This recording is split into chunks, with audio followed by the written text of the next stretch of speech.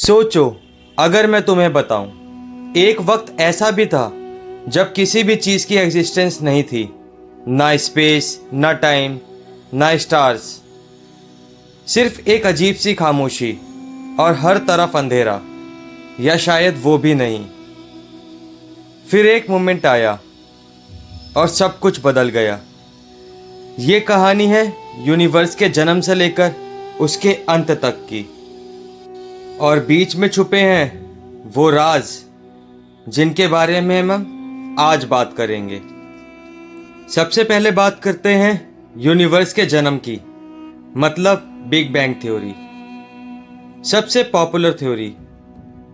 इसके अकॉर्डिंग लगभग 13.8 बिलियन साल पहले पूरा यूनिवर्स एक इन्फिनिटी छोटे और डेंस पॉइंट में था, जिसे सिंगुलैरिटी भी कहा जाता है। और फिर एक जोरदार एक्सप्लोजन हुआ। इस एक्सप्लोजन ने स्पेस टाइम को जन्म दिया।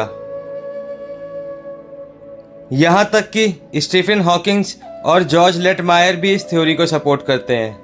और सबसे बड़ा proof, cosmic microwave background radiations, जो आज भी यूनिवर्स में एक आफ्टर ग्लो इफेक्ट की तरह काम करती हैं। बिग बैंग के तुरंत बाद यूनिवर्स ने एक अनइमेजिनेबल स्पीड से एक्सपेंड किया, जिसे कॉस्मिक इन्फ्लेशन कहा गया। इस आइडिया को प्रपोज किया था एलन गथ ने। सिर्फ एक सेकंड के फ्रैक्शन में यूनिवर्स ने अपना साइज ट्रिलियंस टाइम बड़ा कर लिया था। सोचो, एक एटम से भी छोटा स्पेस सडनली गैलेक्सी में बदल गया। अब चर्चा करते हैं इस पर कि स्टार्स और गैलेक्सी का जन्म कैसे हुआ। टाइम के साथ मैटर एक दूसरे को अट्रैक्ट करने लगा ग्रेविटी की वजह से, और धीरे धीरे बने स्टार्स, गैलेक्सीज, और यहीं से शुरू हुई लाइफ और हमारी एग्जिस्टेंस। लेकिन इसकी कई अल्टरनेटिव थ्योरीज भी हैं। हर कोई बिग बैंग थ्योरी से एग्री नहीं करता। तो आगे कुछ थ्योरीज जो हम समझेंगे।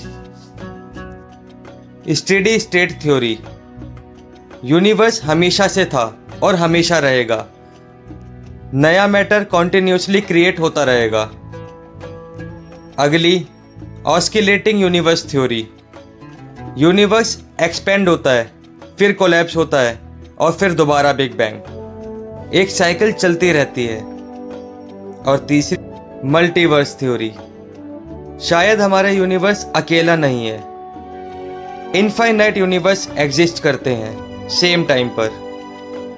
अब बात करेंगे सबसे डार्क सीक्रेट्स पर, डार्क मैटर और डार्क एनर्जी, सबसे बड़ी मिस्ट्री। आज के टाइम में साइंटिस्ट मानते हैं कि हमारे यूनिवर्स में 5% नॉर्मल मैटर है, 27% डार्क मैटर और 68% डार्क एनर्जी। डार्क एनर्जी ही यूनिवर्स को कॉन्टिन्यूसली एक्सपेंड कर रही है। तो अब सवाल ये है, यूनिवर्स का एंड कैसे होगा? सबसे डेंजरस पार्ट, यूनिवर्स का एंड। पहला, हीट डेथ ऑफ यूनिवर्स। सब कुछ ठंडा हो जाएगा, नो एनर्जी, नो लाइफ, बस डार्कनेस। दूसरा, बिग क्रंच। एक्सपेंशन रुक जाएगा, सब कुछ वापस कोलैप्स होने लगेगा, यूनिवर्स एक पॉइंट में समिट जाएगा। तीसरी पॉसिबिलिटी है बिग रिप। एक्सपेंशन इतना फास्ट हो जाएगा कि गैलेक्सी, स्टार्स, प्लैनेट्स, इन सब के एटम्स तक भी टूट जाएंगे। और एंड में है बिग बाउंस। यूनिवर्स कोलैप्स होने के बाद फिर से जन्म लेगा। चलिए अब बात करते हैं साइंटिस्ट का पर्सपेक्टिव क्या कहता है।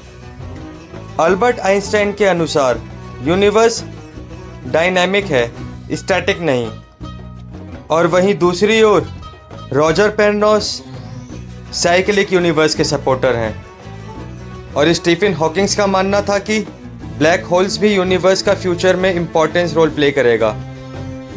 आज हम जो स्टार्स देखते हैं जो ऊपर आसमान में चमक रहे हैं, शायद वो ऑलरेडी ही मर चुके हैं।